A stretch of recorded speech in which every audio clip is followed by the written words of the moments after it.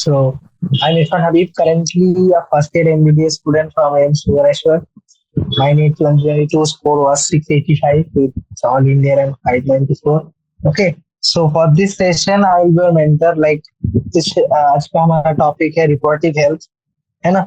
आपने human reproduction पढ़ रखा होगा, तो उसके बाद वाला जो चैप्टर है रिप्रोडक्टिव हेल्थ, तो फर्स्ट हम समझेंगे the what is reproductive health and how what are the problems regarding this, okay, and the strategies to maintain the health, and also the population and birth control, population explosion and birth control mechanisms.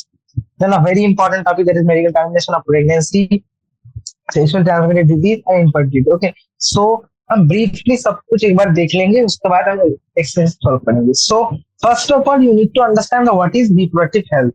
Okay, so for that WHO ने एक definition दिया था कि reproductive health means a total well-being in all aspects of reproduction. Okay, that means physical, emotional, behavioral and social. Like आप अगर देखो तो इसमें क्या क्या आता है, all aspects of reproduction. Reproduction में हमने सिर्फ रिप्रोडक्शन के अंदर जो इसके जितने भी एस्पेक्ट्स होते हैं, लाइक इसके फिजिकल है ना, कि हाँ जो रिप्रोडक्टिव ऑर्गन्स वगैरह है वो ठीक है, उनके लिए डिजीज वगैरह है ना, सो वो सब आएगा फिजिकल के अंदर. देन इमोशनल, कि इमोशनल सपोर्ट वगैरह आप देखते हो, है ना, बहुत से अभी भी बहुत सी जगह में मेंस्ट्रुअल साइकिल को लेकर, बहुत सारे एसटीडीज को लेकर, बहुत सारा मतलब क्या कि इमोशनल एक एस्पेक्ट भी रहा है with and behaviour. There is reproductive reproduction like reproductive health is also related with the behavioural pattern of the, है ना. जैसे कि मान लो क्या होता है कि ये सब नॉलेज नहीं होने की वजह से बहुत से एसटीडीज वगैरह and other things become so popular, वो सब ज्यादा अभी वायरल हो रहे हैं. And at the same time social issues also. अब देखोगे कि सोशली अभी भी हम लोग बहुत ज्यादा फ्री नहीं है टू टॉक अबाउट दिस, है ना. ये अभी भी एक ऐसा टॉपिक है जो हमेशा लोग चुप चुप के बातें करना पसंद करते हैं. सो जब तक इसको लेकर हम सारे एस्पेक्ट्स में फ्री नहीं हो सकेंगे, तब तक हम उस सोसाइटी को रिप्रोडक्टिवली हेल्दी सोसाइटी बोल नहीं सकते, right? So, a society with people having physically and functionally normal reproductive organs, their normal emotional and behavioral interaction among all sexual aspects, sexual जितने भी aspects आते हैं, be it birth control, be it STDs वगैरह, है ना, सारे को लेकर जो एक इमोशनल बिहेवियर इंटरेक्शन है, वो सबके साथ एक नॉर्मल होना चाहिए, एक्साइटेड नहीं कि इसको देख के वो ये कर रहा है कि यार ये क्या बातें कर लिया, है ना.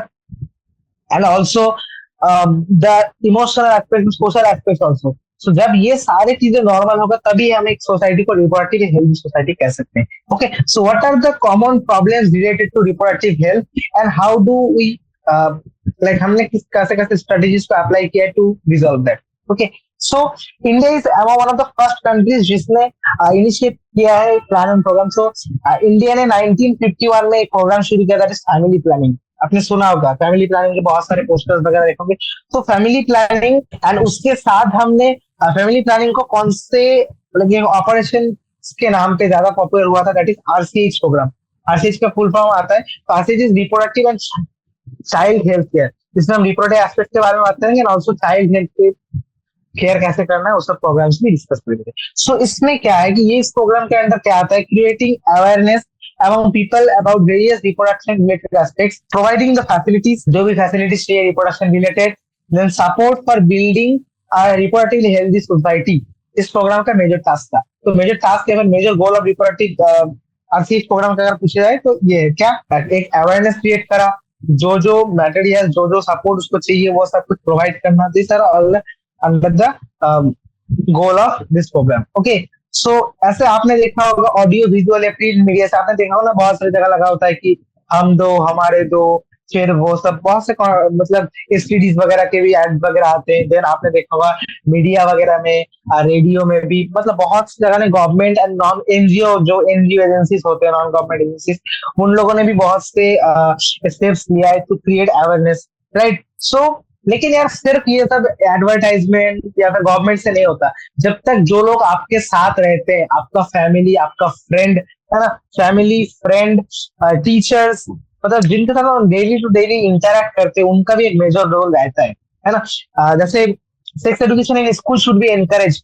स्कूल में ये सारी चीज स्कूल में लाइक इंकरेज करना चाहिए, सो दैट लाइक जो भी ऐसे एसटीडीज वगैरह कॉमनली जो होते हैं ना, वो due to sex education, lack of sex education की प्रीमैच्योर, है ना, प्रीमैच्योर प्रेगनेंसी, ये सब सारे सारी चीजें स्कूल लाइफ में ही, मतलब जो स्कूल स्टूडेंट्स है ना, जो उस एज में आता है, सो उस एज में ये सारी चीजें ज्यादातर मतलब पॉसिबिलिटीज होता है, ठीक है, क्योंकि हम लोग वो उस एज में नॉलेज नहीं रहता, तो जितना ज्यादा इसे प्रमोट किया जाएगा, जितना ज्यादा अवेयरनेस सेक्स एजुकेशन होगा, उतना ज्यादा हम ये एसटीडीज वगैरह को प्रिवेंट कर सकते हैं, है ना, और अदर रिप्रोडक्शन रिलेटेड एस्पेक्ट्स को भी हम अच्छे से समझ सकते हैं, right. So that's all, like proper information about reproductive organs, हाँ, कि रिप्रोडक्टिव ऑर्गन्स का बारे में जानना, एडोलेसेंस, ये जो पीरियड है ना आपका, जो 13 to 15, जो प्यूबर्टी का टाइम, एडोलेसेंस आता है, उस टाइम के बारे में क्या क्या चेंजेस आता है ना, then hygienic and safe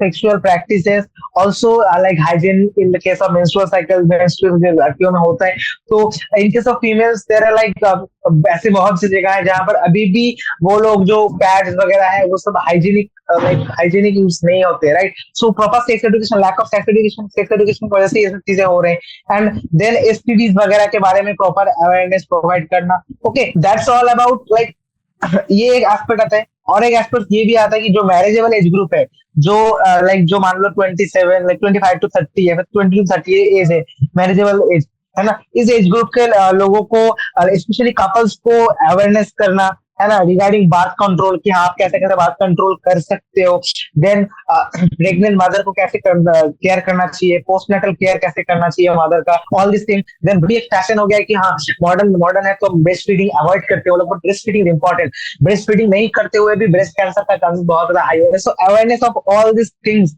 and also equal opportunities for male and female, बहुत सी जगह ऐसा है फीमेल फिटिसाइड किया जा रहा है, लाइक जो फीमेल फिटस होता है उनको पेड में अबॉर्शन कराया जाता है, तो that this are also illegal. तो ये सारे चीजों को लेकर कपल्स को, है ना, जो मैरिजेबल एज ग्रुप के लोग हैं उनको अवेयरनेस करना, अवेयर करना, awareness of uncontrol population growth, social abuse like sex abuse जो होते हैं, सेक्स रिलेटेड क्राइम्स वगैरह, इनको लोगों को लेके भी अवेयरनेस की हमें क्रिएट करना है। So these are all under this program, okay. जैसे आपने अब इस प्रोग्राम के अंडर कुछ सक्सेसफुल इम्प्लीमेंटेशन भी किया है क्या, इंफ्रास्ट्रक्चरल फैसिलिटीज प्रोवाइड करना, प्रोफेशनल एक्सपर्टाइज, मान लो कोई रूरल एरियाज है वहां पर भी अगर मान लो आपको एक प्रेग्नेंट मदर को केयर करना है, तो सिर्फ और सिर्फ फैमिली नहीं, उसके साथ एक प्रॉपर मेडिकल एक्सपर्टीज भी चाहिए, राइट। सो प्रोफेशनल एक्सपर्टाइज जिनके पास है, मटेरियल के सपोर्ट, है ना, जैसे बार्थ कंट्रोल आप करवा रहे हो तो मटेरियल सपोर्ट भी चाहिए, है ना, रूरल एरियाज में, अर्बन एरियाज, सारी जगह में ऑलरेडी अवेलेबल होना चाहिए, and government as much as possible वो सब सप्लाई कर भी रहा है,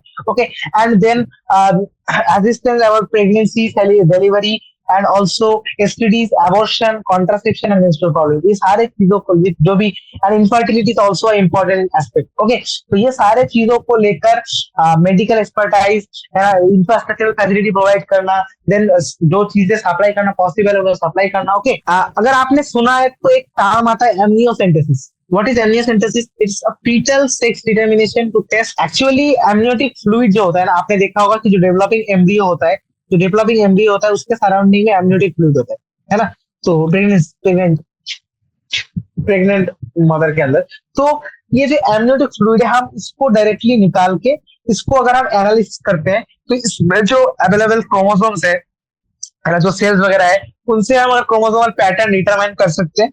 तो इसको हम यूज किया करते थे थ्रू, इसको यूज किया जाता था कि हाँ कोई जेनेटिक डिजीज वगैरह है कि नहीं, लेकिन नाउअडेज क्या किया जाता है ना कि कहीं कहीं जगह पर इलीगली एमनियोसेंटेसिस किया जाता है, एंड उससे भी सेक्स डिटरमिनेशन पता चल जाता है कि हाँ whether it's a male child और द फीमेल चाइल्ड।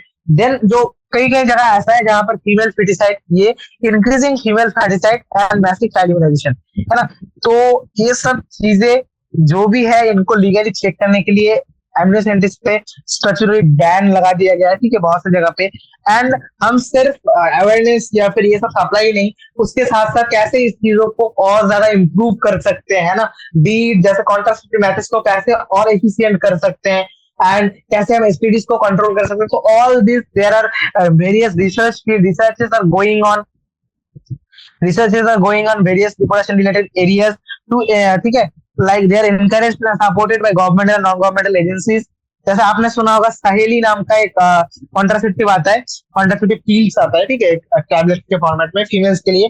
तो ये CDRI that is central drug research institute that is present in Lucknow India, वहां के साइंटिस्ट ने डेवलप किया। It is very effective and it has very low side effects. Okay, so ऐसे सहेलीज वगैरह। देन हमने also we have discuss like awareness program, ऐसा तो बताया मैंने, sex related matters, increasing mother number of medically assisted deliveries. बहुत सी जगह ऐसे होते हैं जहां पर डिलीवरीज मेडिकल असिस्ट नहीं है, तो वहां पर चांसेस ऑफ फीटल एंड जो मदर का डेथ, वो चांसेस भी बढ़ते हैं। तो उन सबको प्रिवेंट करने के लिए medical assisted deliveries, then postnatal care, okay, decrease maternal infant mortality rates, increase the number of couples with small families. Families है ना, फैमिलीज को कैसे बर्थ कंट्रोल करना है, ठीक है, हम डिस्कस करेंगे पॉपुलेशन एक्सप्लोशन इस पार्ट में।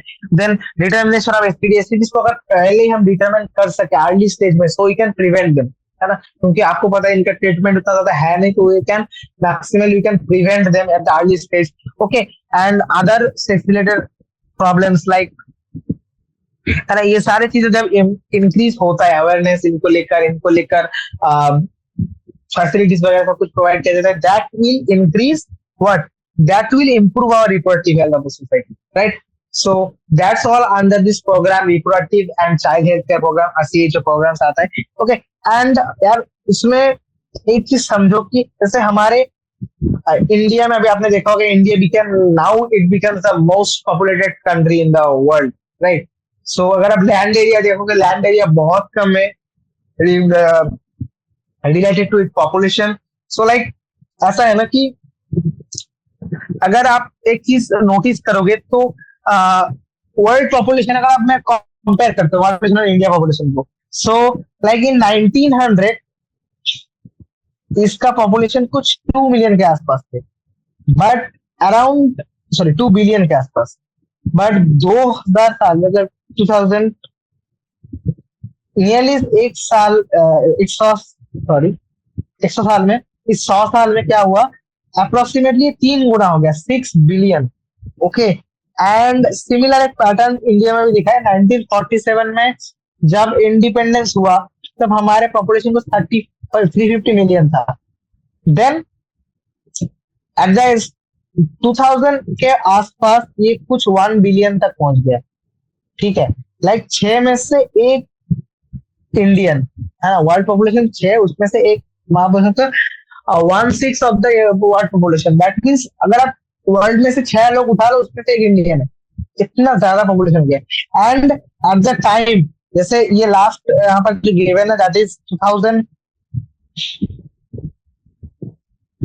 वर्ल्ड टाइम नहीं है, बट मैं और चीजें आपको डिस्कस कर देता हूँ। तो आप यहाँ पर समझो कि ये क्यों इतना ज्यादा पॉपुलेशन ग्रोथ हो रहा है।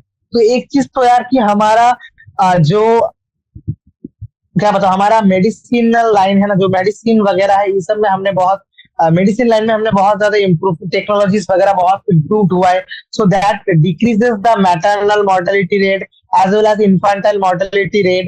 एट द सेम टाइम हमारा लाइफ एक्सपेक्टेंसी को भी एट द सेम टाइम क्या करता है कि there is more and more medicine line. तो बहुत से जो पहले डेथ्स वगैरह होते थे ड्यू टू सर लाइक, है ना, विभिन्न बहुत सारे डिजीज की वजह से, वो सब भी अभी घट गया है। सो अगर ये इनफर्टाइल मॉर्टेलिटी रेट वगैरह सब कुछ घट गया है, तो दैट विल कॉज क्या, आपने इकोसिस्टम वगैरह पढ़ा था उस चैप्टर में, डिस्कस पॉपुलेशन चैप्टर अपना पॉपुलेशन ऑर्गेनिज्म पढ़ा है, तो उसमें आपने देखा था कि रिप्रोड्यूसिबल एज, है ना, अगर इसका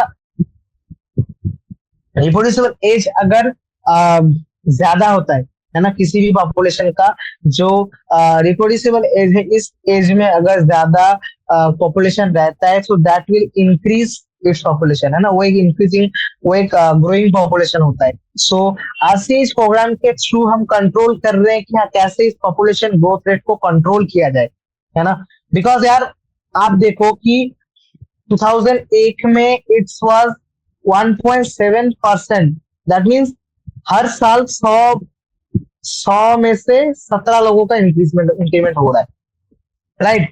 सो अगर ऐसा चलता गया तो जो हमारा पॉपुलेशन है अगले 33 इयर्स में it will became double, that mean 6 billion था ना, वो अभी 12 बिलियन हो जाएगा बाय द एंड ऑफ 2033।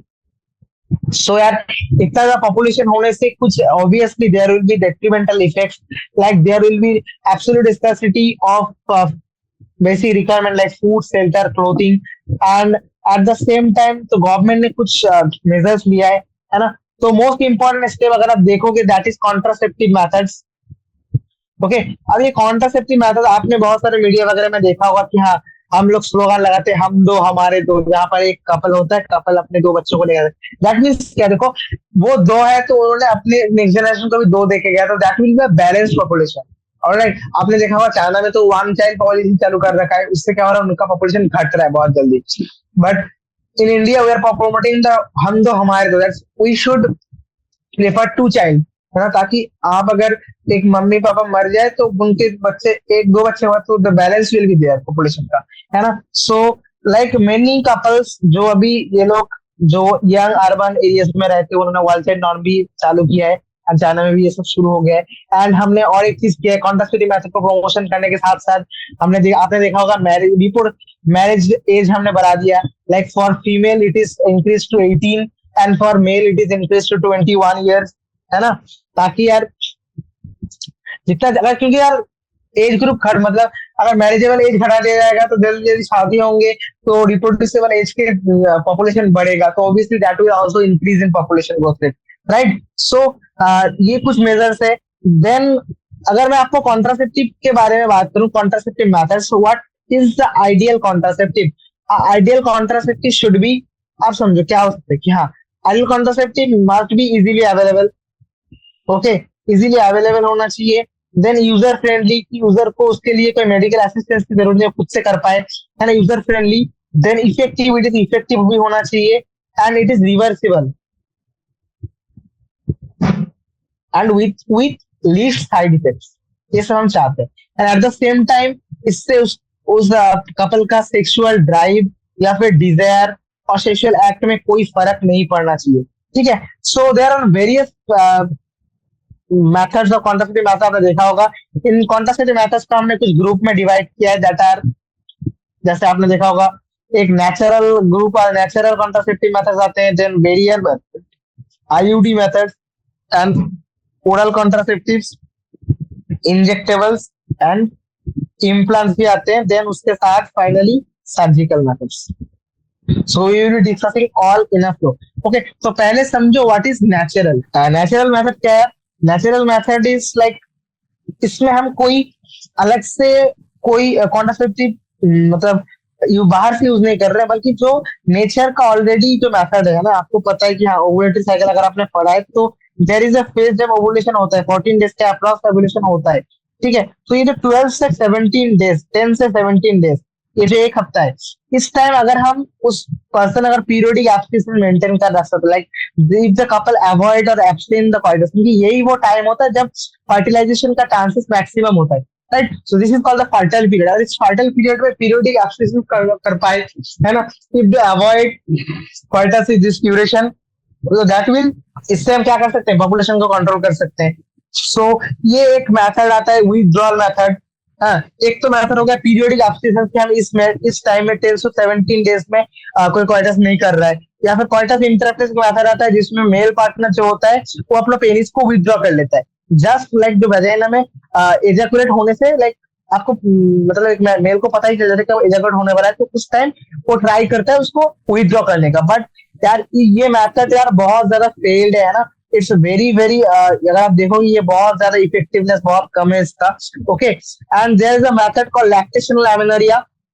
ये आपको पता होगा कि जब एक मदर जब चाइल्ड बर्थ करता है तो लैक्टेशन के थ्रू प्रोलैक्टिन जब रिलीज होता है, तो प्रोलैक्टिन क्या करता है, जीएनआरएच को इनएक्टिव कर देता है ना, इनहिबिट कर देता है। So that will cause LH and FSH का रिलीज बंद हो जाता है। तो इस टाइम में अगर एलएच एंड एफएसएच रिलीज नहीं होगा, सो दैट विल कोई ओवुलेशन वगैरह नहीं होगा, राइट। सो ये इस मेथड इस टाइम अगर आप करते हो तो कोई ओवुलेशन अगर नहीं होता है तो कोई चांस ऑफ कॉन्सेप्शन नहीं रहता है ऑब्वियसली। सो बट ये टाइम जो है ना maximum 6 period after parturition, okay, 6 period तक ही ये लैक्टेशनल एमेनोरिया चलता है। एंड क्योंकि इन मेथड में कोई मेडिसिन या फिर डिवाइस यूज नहीं करते, so there is side effect chance बहुत कम है, but effectiveness is also very low, okay, failure का चांस बहुत ज्यादा।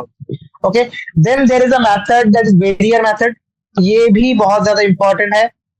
ओके, बैरियर मेथड में हम क्या करते हैं, क्या ओवम, हमारा जो ओवम है और जो स्पर्म है इसको हम मिलने नहीं दे रहे, इनका जो नेचुरल जो मीटिंग होता है ना उसको फिजिकली हम प्रिवेंट कर रहे हैं बाय अप्लाइंग सर्टेन बैरियर्स। अब ये barrier for both for male and female आता है। There are condoms, okay, there are diaphragms, cervical caps, vault, ये सब यूज किया जाता है। ठीक है, सो कॉन्डम्स आपने देखा होगा कि for males and female both आते हैं। Okay, and there is a very popular brand that is Nirodh, and nowadays condom is very popular because condom हमें लाइक एसटीडीज एंड एड्स वगैरह एड्स के जैसे एसटीडीज के हाथ से भी बचाता है, तो it become very useful. Okay, and also diaphragm, cervical cap, vault वगैरह ये सब भी कुछ बैरियर्स आते हैं। Okay, they also prevent the conception of blocking the entry of sperm through the cervix. Okay, and they are reusable. ये जो diaphragm वगैरह है, cervical cap, valve, they are reusable. Okay, and इसके जो कॉन्ट्रासेप्टिव एफिशिएंसी उसको increase करने के लिए हम कुछ कॉन्ट्रासेप्टिव जेलीज वगैरह क्रीम्स यूज करते हैं, है ना। ये सब क्या करते हैं, उस स्पर्म के डेथ मतलब वो क्या करता है, सर्विक्स के म्यूकस को ठीक कर देगा, या फिर इसको वहां पर जो सर्विक्स में जो स्पर्म आ रहा है उनका डेथ करेगा, फैगोसाइटिस करेगा। So this all will also increase the contraceptive efficiency. Okay, and मैंने आपको फिर बताया आईयूडीज, इंट्रा यूटेराइन डिवाइसेस, इसमें हम क्या करते हैं, डिवाइस को वैजाइना के थ्रू हम यूटेरस में इम्प्लांट करते हैं। ओके, इंडिया में अगर आप देखोगे it is very useful. Okay, and ये बहुत से आईयूडी जो होता है, आईयूडी बहुत से फॉर्मेट में मिलता है आपको। आईयूडीज आपको मिलेगा नॉन मेडिकेटेड भी कुछ दिखते हैं, नॉन मेडिकेटेड भी होता है, एंड उसके साथ हमें हार्मोन रिलीजिंग वगैरह भी मिल जाएंगे कुछ कुछ,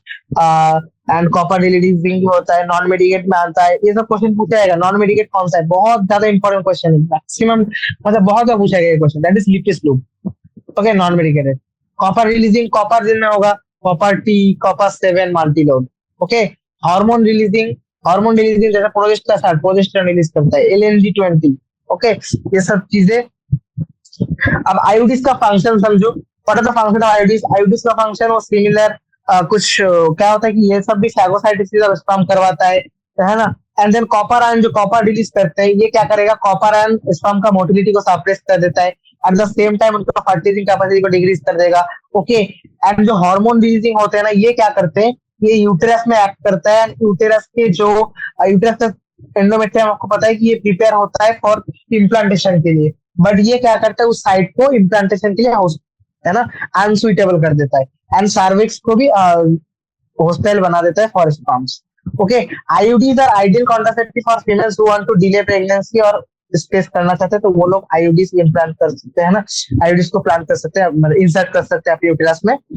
but there are other things like oral contraceptive pill is there. Oral contraceptive pill क्या होता है, इसमें small doses of either progesterone और progesterone estrogen combination form use करते हैं, है ना। They are use in the form of tablets, है ना, तो इनको हम पील कहते हैं। इन पील में आप देखोगे 21 डेज का साइकिल चलता है, फिर 7 दिन का गैप रहता है, क्योंकि जिस टाइम मेंस्ट्रुएशन चलता है, तो अप्रोक्सीमेटली उसमें लिखा होता है 1 2 3 4 5 6, तो females according to that pills daily लेते रहते हैं। ओके, इसमें क्या होता है कि हार्मोन, कुछ हार्मोन जैसे प्रोजेस्टेरोन सिंथेटिक है ना, प्रोजेस्टेरोन एंड एस्ट्रोजन प्रोजेस्टेरोन का कॉम्बिनेशन ये आपको ओरली लिया जाता है। ओके, सो ये क्या करता है, दिस फंक्शन ऑफ, अगर पूछा जाए function of oral contraceptive pills, so they inhibit the ovulation and implantation as well as quality of cervical mucus. तो उससे क्या होगा, प्रिवेंट और retard the entry of sperms. ठीक है, पिल्स के बहुत लेस साइड इफेक्ट होता है, pills are with very less side effect. Saheli is the most common one, I think Saheli the new oral contraceptive, जो अभी मैंने बताया कि हाँ सीडीआरआई में इसको सीडीआरआई ने, है ना, इसको सिंथेसिस मतलब डेवलप किया है सहेली।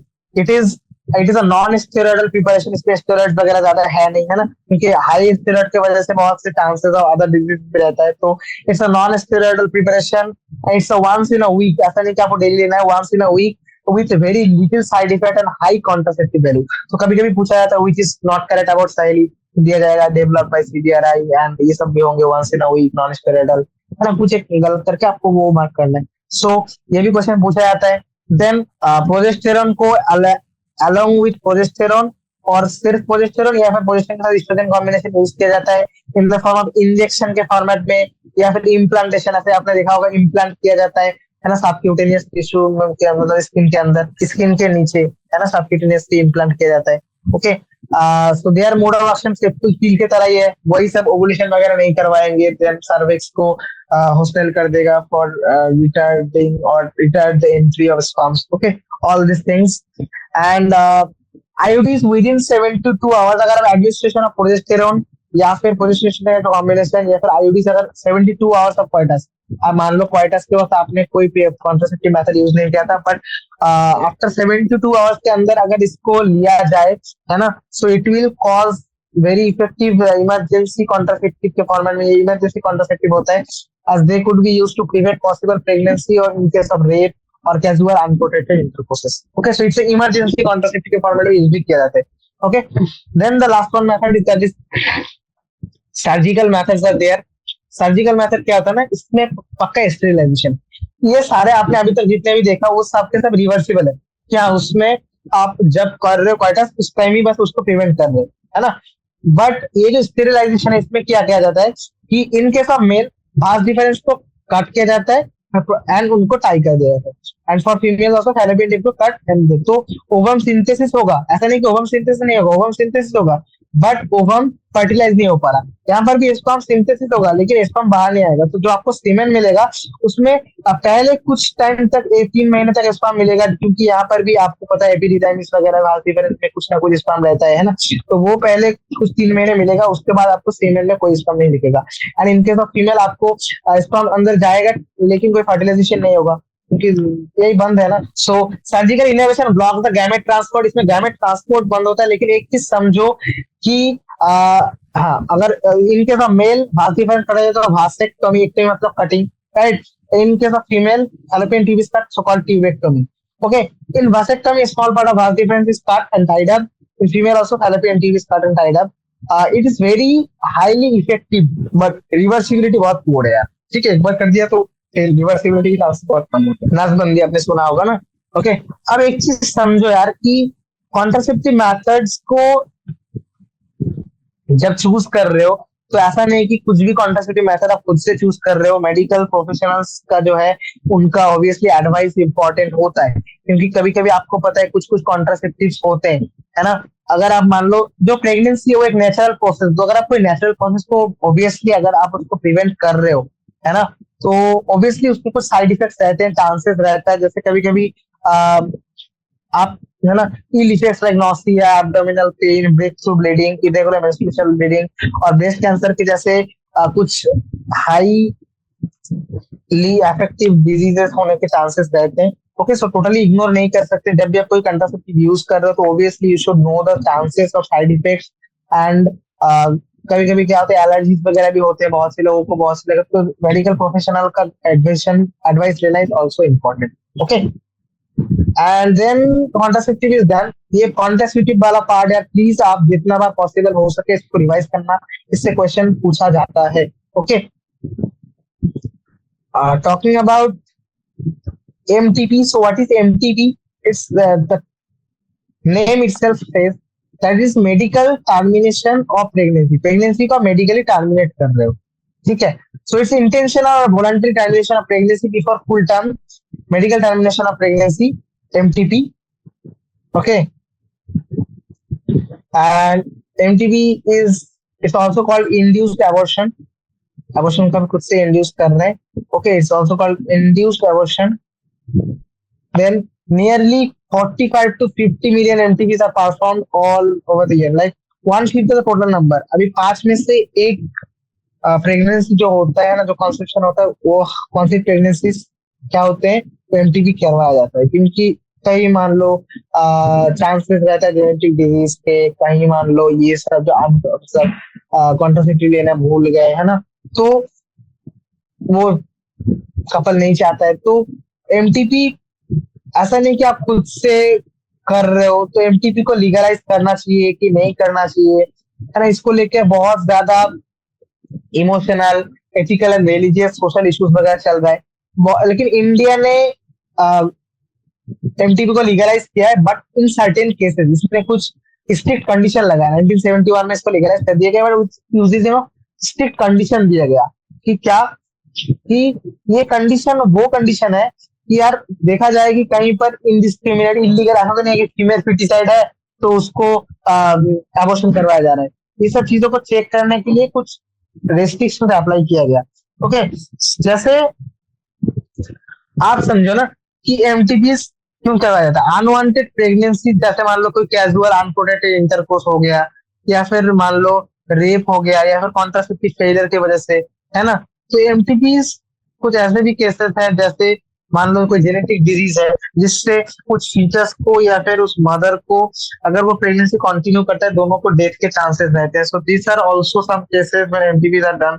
Okay, MTVs are considered to be safe during first trimester, that is up to 12 weeks. First trimester 3 months. Okay, second trimester में और ज्यादा रिस्कियर हो जाता है। ओके, एंड जब भी ये करवाया जाता है एमटीपी, मैक्सिमम केस में देखा गया है कि अनक्वालिफाइड जो होते हैं ना, वो लोग ही ज्यादातर केस में करते हैं। There is unhygienic, unsafely it is done, so it can also cause the death of the mother itself. Okay, so ये बहुत ज्यादा फीटल भी है। सो ऐसा क्योंकि आपने देखा है ना, मैंने बताया कि एमनियोसेंटेसिस जो होता है जिसमें हम एमनियोटिक फ्लूइड के थ्रू सेक्स डिटरमिनेशन कर सकते हैं, उसको लेकर भी कहीं कहीं पर फीमेल फिटिसाइड को किल करने के लिए एमटीबी किया जाता है। So this is completely illegal. Okay, such practices should be avoided because this is dangerous for both young mother and its foetus. Effective counselling किया जाता है ना। इफेक्टिव काउंसलिंग करवाना चाहिए कपल्स का कि हाँ अनप्रोटेक्टेड कॉइटस ना किया जाए, एंड एमपीटीपीज करवाने के क्या क्या साइड इफेक्ट हो सकते हैं, है ना। एंड अगर कहीं कहीं के ऐसा भी होता है कि उनको लगता है कि यहाँ प्रॉपर केयर नहीं मिलेगा, प्रॉपर फैसिलिटीज नहीं है, इसलिए भी वो एमटीपी करवाते हैं। तो अगर प्रॉपर फैसिलिटीज वगैरह होगा, है ना, तो कपल कंटिन्यू भी करना चाहेंगे। So proper counselling need to be done before any induced abortion और MTP is done. Okay, then talking about STDs, sexually transmitted disease, this are nothing but वो सब डिजीज जो सेक्सुअल इंटरकोर्स के through transmitted होते हैं, इनको हम venereal disease और रिप्रोडक्टिव ट्रैक्ट इंफेक्शंस भी कहते हैं। देयर आर सम नेम्स, आपने सुना होगा gonorrhoea, syphilis, genital herpes, chlamydiasis, genital warts, trichomoniasis. तो क्वेश्चन देगा कि which is not a VD और which is not an RDI. Okay, बस इसमें से एड्स वाला जो है सबसे ज्यादा डेंजरस है। ओके, एड्स को हम अलग से डिस्कस भी करेंगे, जो ह्यूमन हेल्थ एंड डिजीज वाला चैप्टर है उसमें। ओके, अब जनरली एसटीडीज क्या होता है, सेक्सुअल इंटरकोर्स के थ्रू ही जाते हैं, लेकिन एचआईवी, हेपेटाइटिस की बी जो है ना, ये सब other methods like blood transfusion, surgical methods, और है ना, ब्लड ट्रांसफ्यूजन और इन्फेक्टेड मदर से प्लासेंटा के थ्रू भी पास कर सकते हैं। But except hepatitis B, genital herpes and HIV, बाकी सारे डिजीज को क्योर किया जा सकता है, but this diseases can not be cured. But other disease can be cured अगर इनको आप अर्ली डिटेक्ट कर लो एंड उनको प्रॉपर्ली ट्रीट किया जाता है ना। अर्ली सिम्टम्स क्या होते हैं, like there will be itching, fluid discharge, हाँ इन्फ्लेमेशन होता है, तो slight pain, swelling is there in the genital region. कभी कभी क्या होता है कि एब्सेंट और लेस सिग्निफिकेंट सिम्टम आता है, सिम्टम को हम इग्नोर कर देते हैं, है ना। हम सोचते हैं कि यार एसटीडी होगा तो लोग क्या कहेंगे, सोशल स्टिग्मा के लिए हम अवॉइड करते हैं कभी कभी। So it should not be done, है ना। हमेशा हमें जब भी कोई ऐसा अगर कुछ इन्फेक्शन दिख रहा है, ऐसा कोई सिम्टम दिख रहा है, we should consult to the medical. And यार इसलिए मतलब अवेयरनेस इंपॉर्टेंट होता है। ओके, क्योंकि अगर आप मान लो प्रॉपर टाइम पे डिटेक्शन नहीं करवाते हो, this will cause complications. Such complications में भी pelvic inflammatory disease, ectopic pregnancy, still birth, abortion, female and infertility and cancer होने के भी चांसेस रहते हैं इन लेटर केसेस, अगर पहले डिटेक्शन ना किया जाए, ट्रीट ना किया जाए। Okay, so this can be prevented, early detection and cure programme RCH के अंडर आता है। ओके, बट जनरली जो ये एज है ना 15 to 24, मैंने जो बताया ना, ये जो अर्ली स्टेज का एज है, दिस एज इज वेरी, मतलब ये एज बहुत ज्यादा, इस एज में ही ये बहुत ज्यादा हाई रिपोर्ट मिला है ना। सो पैनिक करने की कोई बात नहीं है, अगर कुछ चीजें आप फॉलो करते हो तो you can avoid STDs, like avoid sex with unknown partners और multiple partners, and use always condoms, है ना। कॉन्डम्स एसटीडी या फिर एसटीडीज के हाथ से प्रिवेंट करते हैं, so use condoms. Okay, and in case of any doubt go to the qualified doctor, है ना, for early detection and treatment. Okay, for anything, किसी भी एसटीडीज को हम क्लियर अगर कंप्लीट ना भी कर पाए, लेकिन वी कैन, है ना, आपने सुना होगा prevention is better than cure, so prevention करना इंपॉर्टेंट है, तो इसीलिए ये मेथड्स फॉलो करो। ओके, अगर आप ये फॉलो करते हो जब भी, है ना, so you should always follow this. And उसके बाद भी अगर होता है किसी रीजन की वजह से अदर मेथड्स ब्लड ट्रांसफ्यूजन वगैरह कुछ भी है, तो in that case early detection करना, फिर उसको कैसे ट्रीट किया जाए, उसको अगर अर्ली स्टेज में किया जाता है तो they can be completely curable. But जैसे हेपेटाइटिस बी वगैरह ये सब कम्प्लीटली क्योरेबल नहीं है, बट उनमें उनके इसमें लाइफ एक्सपेक्टेंसी को बढ़ाया जा सकता है। Now we will talk about the last topic, that is infertility. What are the infertility and what are the methods by which we can overcome infertility? All right. So, like, infertility is nothing but unable to produce children in spite of unprotected sexual position. मतलब sexual intercourse वो लोग कर रहे हैं, with unprotected sexual intercourse is going on, but कोई children produce नहीं हो रहा है. Okay, so ज्यादातर केस में इंडिया में फीमेल को ब्लेम किया जाता है, but more often male partner में कुछ ना कुछ प्रॉब्लम्स होता है। ओके, सो अगर proper specialise health care units, जैसे आपने देखा होगा इंफर्टिलिटी क्लिनिक्स वगैरह होते हैं, वो लोग इसे डायग्नोस करते हैं एंड प्रॉपर ट्रीटमेंट देते हैं, corrective treatments to be done, right. अगर कोई ट्रीटमेंट पॉसिबल नहीं है तो कपल्स को कहा जाता है they can undergo method that is called assisted reproductive technology. Assisted reproductive technology क्या है? इसमें हम जो नेचुरली नहीं हो रहा है उसको कुछ टेक्नोलॉजीज के थ्रू करवाया जाता है। So in this case we can undergo, like हम क्या करते हैं, एग एंड ओवम को इन वीवो भी कर सकते हैं, in vivo and in vitro. In vitro fertilization, in vitro मतलब ओटी, देखो ये ओटी है तो ये आउट, मतलब outside the body fertilization will be done. In vivo मतलब inside the body will be done. Alright, so in this case क्या करवाया जाता है कि in vivo fertilization, IVF, in vivo fertilization, in vivo fertilization, sorry in vitro fertilization discuss कर रहे हैं। In vitro fertilisation मतलब आउटसाइड रिजल्ट। इसमें क्या करवाया जाता है, पहले इन विट्रो फर्टिलाइजेशन कराया। इन विट्रो फर्टिलाइजेशन में हमने क्या किया, डोनर बॉडी से, है ना, डोनर मेल जो है उससे कलेक्टेड करवाया गया स्पर्म को, एंड फीमेल और डोनर जो वाइफ और डोनर फीमेल है उससे एक को लिया गया। फिर इसको इन विट्रो फर्टिलाइजेशन करवाने के बाद उससे उसमें एम्ब्रियो जाइगोट फॉर्मेशन हुआ, है ना, जाइगोट या फिर एम्ब्रियो फॉर्मेशन हुआ, तो फिर इस एम्ब्रियो को हमने क्या किया, ट्रांसफर।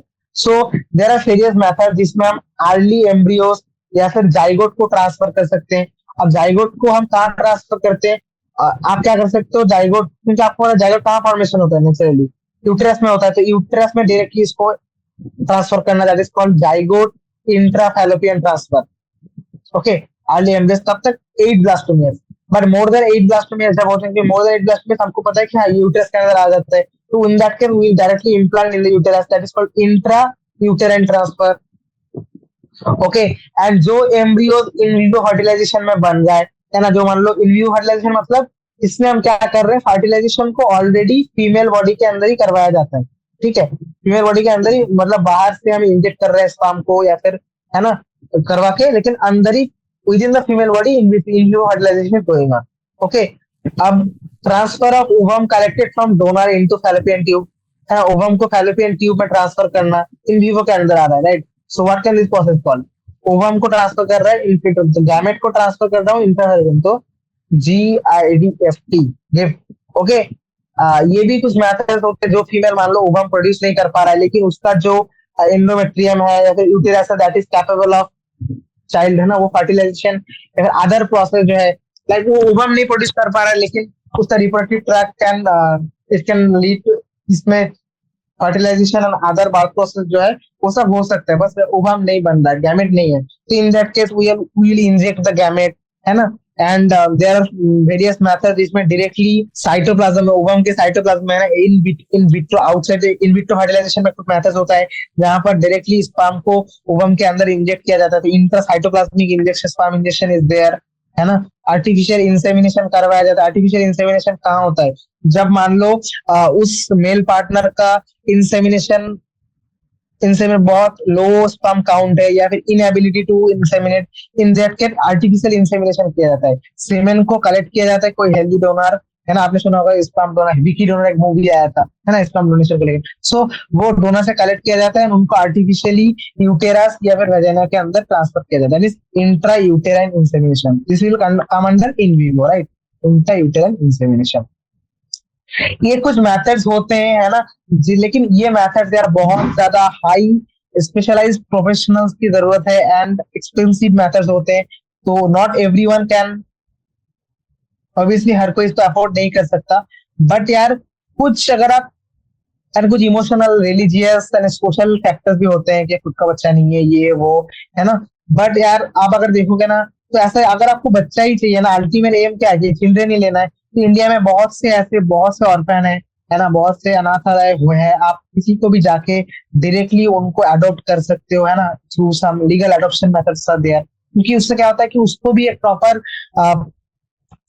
पेरेंट्स मिल रहे हैं, आपको एक चाइल्ड चाहिए था, चिल्ड्रन चाहिए था, तो वो भी मिल रहा है ना। So very it's a very good social work, है ना। जो पर्सन्स उनको ये भी काउंसलिंग करवाया जाता है, ये पॉसिबल अगर वो चाहते हैं वो अडॉप्ट भी कर सकते हैं, है ना, legal adoption is available, alright. And इसको प्रमोशन भी करना चाहिए, इससे ऑर्फन जो चिल्ड्रन है उनके बहुत हेल्प होता है। Okay, so that's all about the chapter. Now अगर एक्सरसाइज के बारे में बात करें तो आप देखो, what do you think significance of reproductive health on society. तो पहले आपने समझा रिप्रोडक्टिव हेल्थ क्या है ना। देन उसके अगर आप मैं बताऊं कि इसके सिग्निफिकेंस क्या है, तो यार रिप्रोडक्टिव हेल्थ हमें सारे रिप्रोडक्टिव जितने भी एस्पेक्ट्स है, बी फिजिकल, है ना, देन सोशल, इमोशनल, बिहेवियरल, तो इससे all aspects are covered under this. तो इसका सिग्निफिकेंस ऑब्वियसली है, बहुत से सेक्सुअली ट्रांसमिटेड डिजीज वगैरह, अनवांटेड प्रेगनेंसी, सेक्सुअल एब्यूज, इन सब को लेकर अवेयरनेस क्रिएट करना, यूथ के अंडर, है ना, रिप्रोडक्शन को लेकर उनको सेक्स एजुकेशन देना, proper guide about their reproductive organs and जैसे अनप्रोटेक्टेड सेक्सुअल इंटरकोर्स, एसटीडीज के बारे में अवेयरनेस करना। देन जो मोस्ट सस्केप्टेबल एज ग्रुप है उनको, है ना, देन कुछ कपल्स को अपने फैमिली प्लानिंग के बारे में बताना। Then okay, all this thing creating awareness of uncontrol, ताकि हाँ अनकाउंटेड पॉपुलेशन ग्रोथ वगैरह ना हो, ठीक है।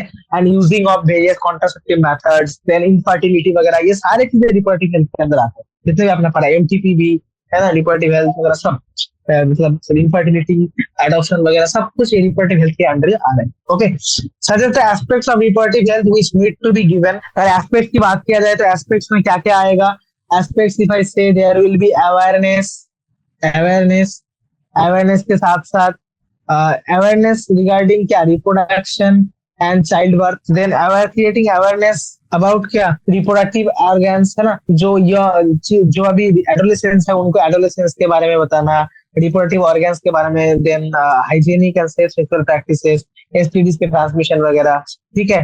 Then proper sex education and जो सेक्स रिलेटेड मीथ वगैरह है उनको लेकर क्लियर करना है स्कूल में, ठीक है। देन पीपल को अवेयरनेस करना about post natal maternal care, pregnant care, pregnancy care कैसे करना है, all this things. Then professional expertise, है ना, देन इंफ्रास्ट्रक्चरल सपोर्ट एंड जो मटेरियल वगैरह चाहिए इनको सप्लाई करना। And also there are various sex abuse, sex related crimes वगैरह, फैमिली प्लानिंग, या फिर जो ये सब जो भी इश्यूज वगैरह इससे रिलेटेड आता है उनको लेकर भी एक proper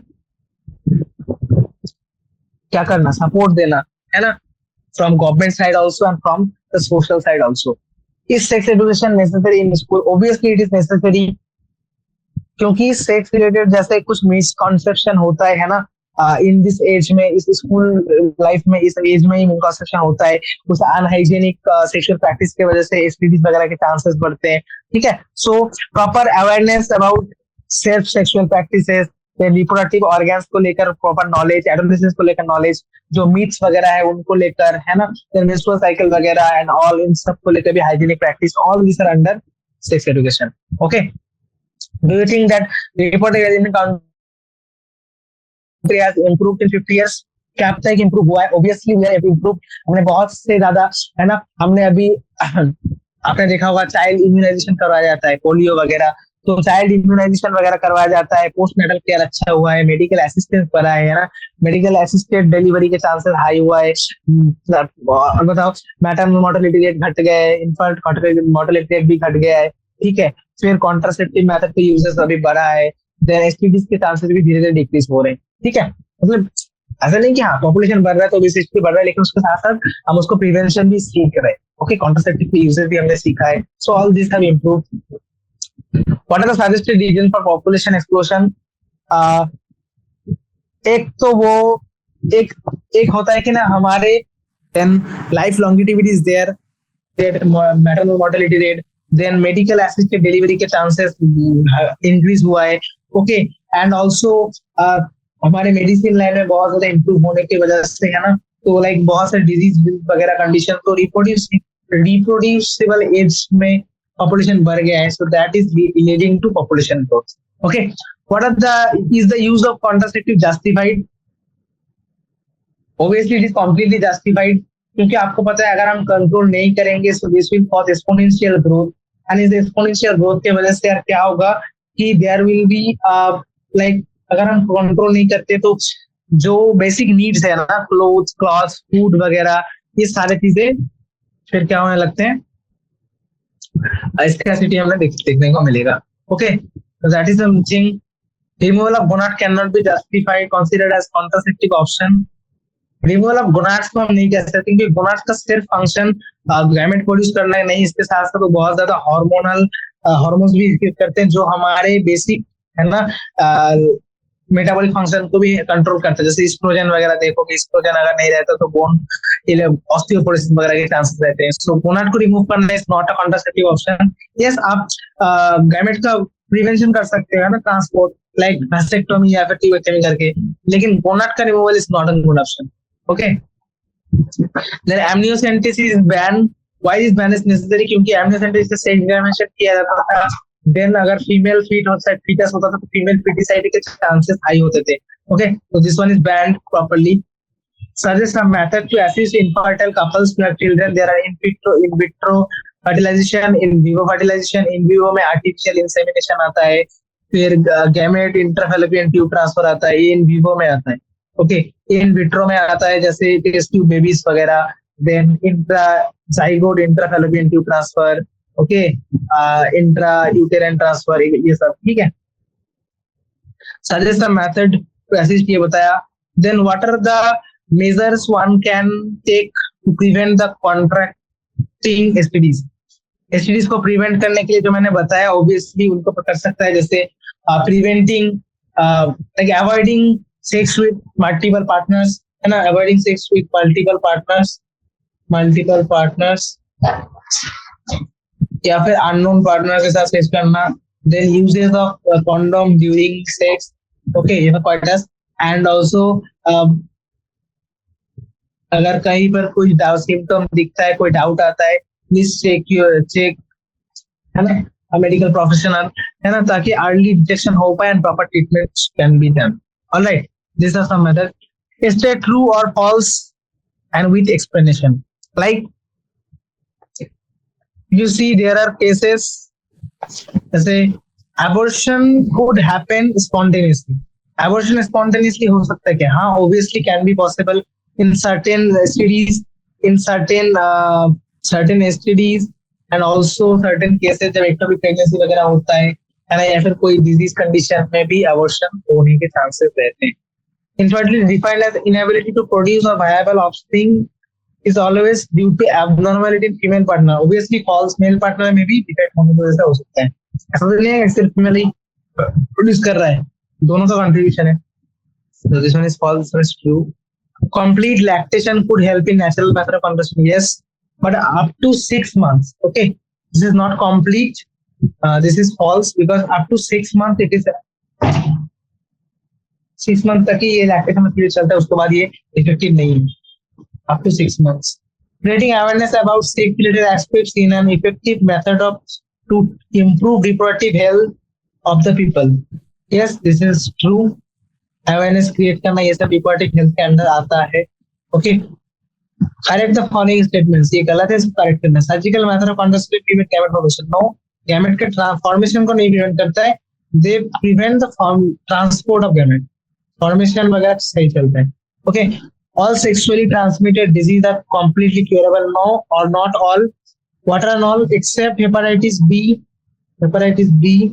genital herpes and HIV.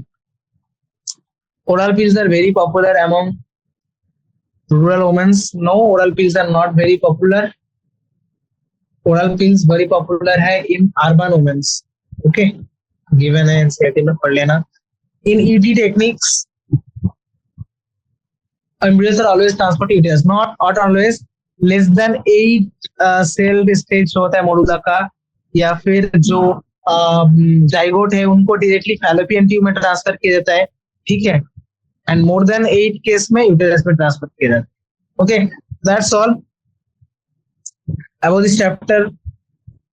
I hope it's clear. Okay, and कुछ बेसिक चीजें ही थे, है ना, बस. और यहाँ पर एक चीज मैं और क्लियर कर दूं, जैसे यहाँ पर एक प्रॉपर इनफर्टिलिटी का डेफिनेशन गिवन है, राइट. एंड इनेबिलिटी, अगर पूछा what is infertility, it is inability to conceive or produce children even after 2 years of unprotected sexual cohabitation. Okay, this one is an important point. Then उसके साथ मैंने आपको STDs के early stages and let stages बता दिया. Okay, MTP देख लेना, MTP वाला part. And the most important thing is यार ये वाला कॉन्ट्रासेप्टिव वाला पार्ट. ओके, अगर क्वेश्चन आ रहा है तो इससे क्वेश्चन एक आ ही रहा है ना, उसके बाद बाकी पार्ट के उसके बाद पहले चांसेस रहता है कि इससे ही क्वेश्चन आए. तो there are methods like natural methods discuss किया हमने, periodic abstinence and coitus interruptus method, visual method, then barrier method में कॉन्डोम, डायफ्राम, ये सब आया. ओके, देन आईयूडीज का हमने देखा, आईयूडीज का फंक्शन भी डिस्कस किया. Okay, then oral contraceptives and injectable also, implants का भी फंक्शन ओरल कॉन्ट्रासेप्टिव जैसा ही होता है. ठीक है. आईयूडीज में भी डिफरेंट टाइप के आईयूडीज आते हैं, हार्मोनल आईयूडीज, कंपासिटेड IUDs. Okay, and surgical method जैसे वैसेक्टोमी एंड ट्यूबेक्टोमी. अगर वैसेक्टोमी ट्यूबेक्टोमी लेकर कंफ्यूजन रहता है, बट मैं क्लियर कर दूं, एक चीज समझो, वैसेक्टोमी ट्यूबेक्टोमी हम कर क्या रहे हैं. आप देखो यहाँ पर गोनाड का रिमूवल नहीं हो रहा है, यहाँ पर क्या हो रहा है एक्चुअली, जो ट्रांसफरिंग है ना गैमेट को, जो ट्रांसपोर्ट करवा रहा है, जैसे vast difference in case of male and female के फैलोपियन ट्यूब, इनमें कट किया जाता है. सो क्या होता है कि गैमेट प्रोड्यूस होता है, इसमें गैमेट हार्मोन वगैरह सब प्रोड्यूस होते हैं, लेकिन जो गैमेट है वो ट्रांसफर नहीं हो पा रहा है ना. सो अल्टीमेटली गैमेट का ट्रांसफर अफेक्टेड हो रहा है, बट गैमेट का फॉर्मेशन नहीं हो, मतलब नहीं प्रिवेंट होता है. So there will be gamete formation continued. Okay, and vasectomy instantly ये इफेक्टिव नहीं होता है, after 3-4 months it is effective, but tubectomy is instantly effective. ये एक चीज देख लेना. एंड उसके साथ अगर मैं आपको डिस्कस करूं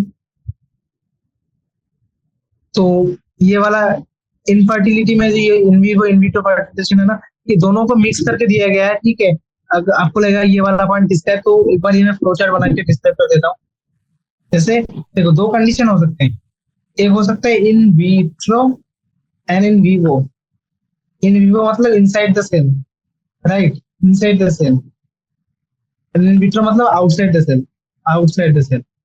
इन विट्रो, नाम में इन विट्रो, आउटसाइड सेल. ठीक है, तो इसमें चांसेस रहते हैं कि हम टेस्ट ट्यूब के अंदर बाहर से ओवम को एंड बाहर से स्पर्म को ट्रांसफर करके यहाँ पर ही हम इसको फर्टिलाइजेशन कराएं. फर्टिलाइजेशन जाइगोट बनता है ना. तो ये टेस्ट ट्यूब यही प्रोग्राम के अंदर आता है. अब ये जो जाइगोट बन रहा है, अगर ये जाइगोट या फिर लेस देन 8 मोडुलर स्टेज तक हम क्या करते हैं, इसको आपको पता है लेस देन 8 स्टेज तक कहाँ रहता है, फैलोपियन ट्यूब में. तो फैलोपियन ट्यूब में ट्रांसफर करना. Okay, and in case of more than 8 हम इसको डायरेक्टली यूटेरस में ट्रांसफर करते हैं. तो अगर यूटेरस में ट्रांसफर करते हैं that is called intra uterine transfer. अगर यहाँ पर ट्रांसफर करते हैं zygote intra fallopian tube transfer. तो ये किसके अंदर आ रहा है, आईवीएफ प्रोग्राम के अंदर, इन विट्रो के अंदर. ओके, एंड इसमें ये जो मेथड है ओवुलेशन का, ये डायरेक्टली ऐसे भी किया जा सकता है, या फिर कुछ ऐसे मेथड होते हैं जहाँ पर डायरेक्ट ओवम में स्पर्म का इंजेक्शन करवाया जाता है, इंट्रासाइटोप्लाज्मिक स्पर्म इंजेक्शन. आईसीएसआई भी तो इसके अंदर आएगा. ओके, आईसीएसआई भी इसके अंदर आ रहा है.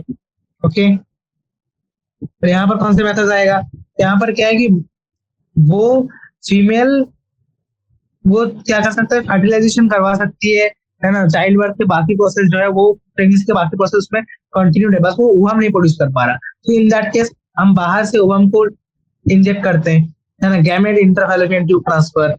इसमें क्या होता है कि कभी कभी डायरेक्टली आर्टिफिशियल इंसेमिनेशन करवाया जाता है ना, डायरेक्टली बाहर वेजिना में दिया जा सकता है, या फिर डायरेक्टली यूटेरस में पहुंचा दिया जाए, तो इसको कहते हैं हम इंट्रा यूटेराइन इंसेमिनेशन, है ना. IUI, AI, GIFT, ये सब इन विवो के अंदर आ रहा है. Okay, these are some methods to infertility को प्रिवेंट, मतलब इनफर्टिलिटी को अगर इनफर्टिलिटी ट्रीट नहीं किया जाए तो ये असिस्टेड रिप्रोडक्टिव टेक्नोलॉजीज के अंदर आता है।